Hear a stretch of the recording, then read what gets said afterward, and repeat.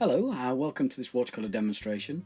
My name's Bill Lupton. I'm a professional member of the Society for All Artists, and today I'm going to paint a very simple water scene with very few colours.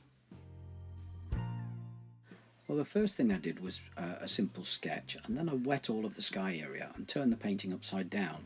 What I'm doing now is dropping in colours and letting it run downwards, so that when I turn the painting back up they'll look like tall trees.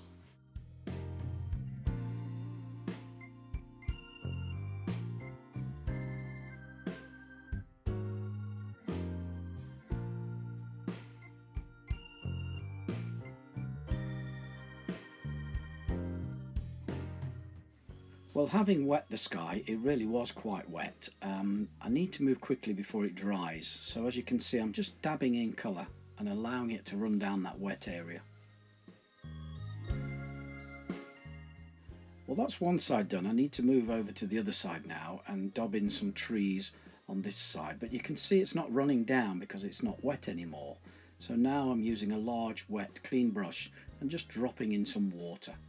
Then I can put the trees in the same way as I did the other side, but this time I want them to fall further so they look taller when I turn the painting the other way up.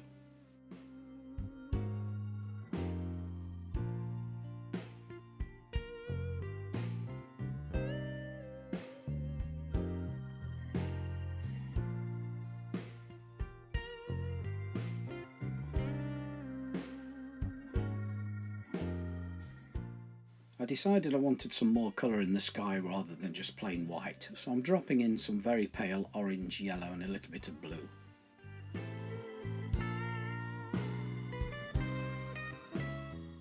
And then I also decided maybe a little red wouldn't go too bad there, so I've added a little pale red, as you can see. What that has done though, of course, is I've cut through the trees now, so I need to add some more colour back in to where the trees are, and again it's running down into that lovely wet area.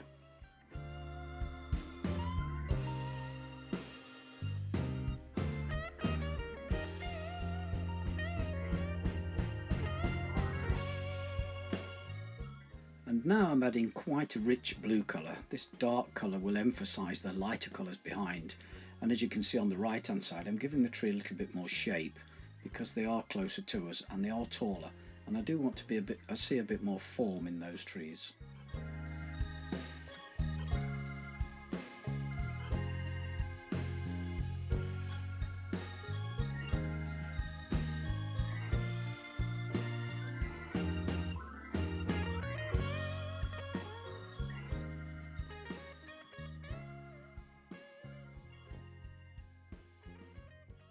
It's just about there now. Obviously the painting's upside down. What I do need to do is to turn it the other way now and see what it looks like. There we go, not too bad. I quite like the dark and light areas. I like the distant trees, so time to start adding in the water. Now the water is going to be a reflection of what's above, so I shall painting some nice pale colours to reflect the sky, and then the same technique that I used for the trees, I shall add some trees in the water, and again this will run down and reflect what's above.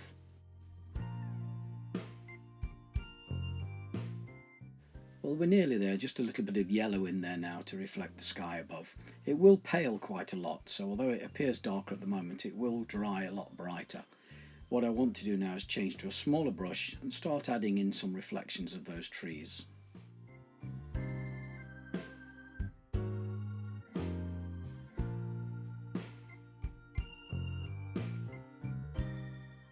There we go. I love the way the green and yellow merge together and the blues to give me a reflection. I'm just painting roughly below what is above, as you can see, and it runs down. I'm trying to keep the left hand side a lot longer than the right hand side because that's the reflection of what's above, and the tall trees on the left are very tall compared to the ones on the right. And I'm just making it roughly the same colour, not trying to be too accurate.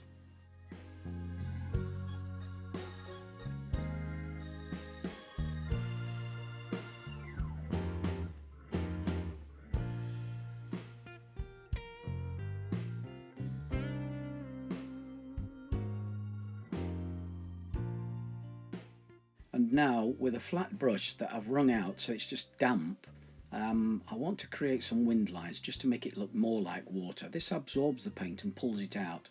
As you can see, it creates nice effective water.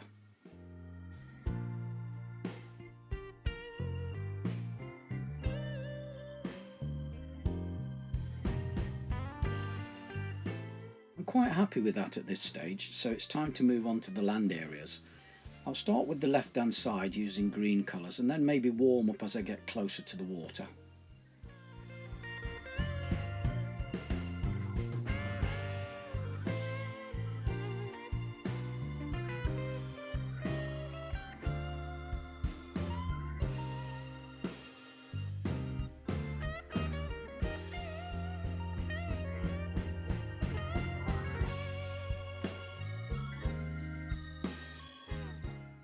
Well, as you can see, I'm using quite a small brush just so I get some change in there, different colours, blues, greens and a nice warm colour near the water. But when I do get down to the water, I want to apply some dark paint because that's where the land area would be quite wet. So here we go, just adding a little dark paint along the water's edge.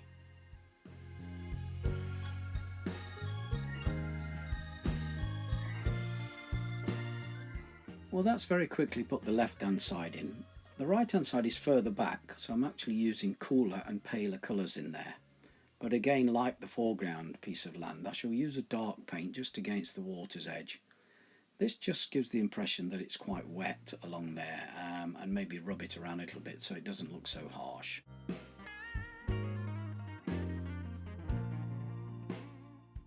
Well, that's the background finished. I've moved right onto this foreground now. I'm using really strong colours for this, as you can see.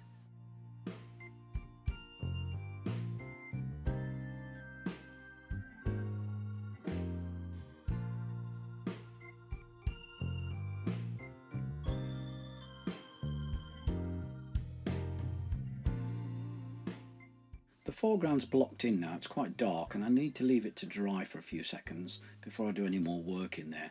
While that's drying, I'm going to use the rigger brush to add a few trees.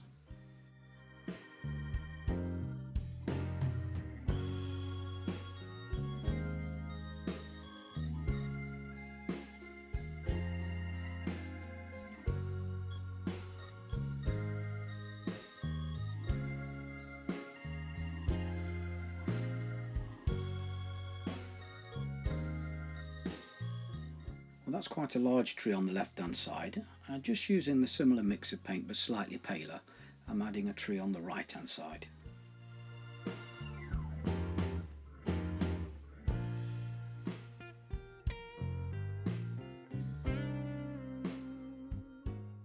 And now this foreground's dried a little, I can take a credit card and just scrape some of the paint off in arc shapes to create rocks. Some of these rocks are quite large, some are quite small. I can also use the corner of this card just to scrape in some white grasses.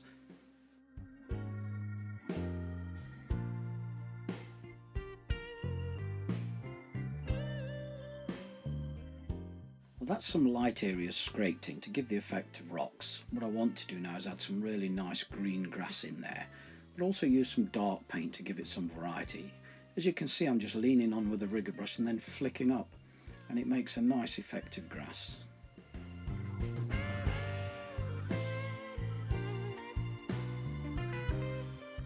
And now with the same rigger brush and some really dark paint, I want to put an overhanging tree leaning into the painting. It just frames this corner and finishes it off nicely.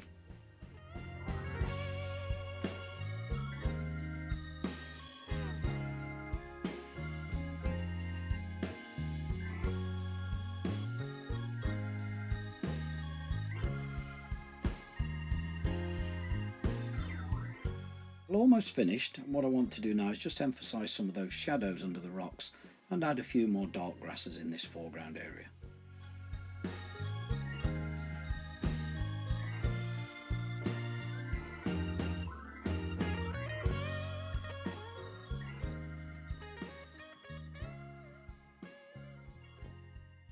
And I decided to make this clump of grass on the left hand side a little larger and a little darker. What that does is it pushes the background further back. Because the water is dry now, I can wet it again just beneath those trees, so I can pop in some more reflections.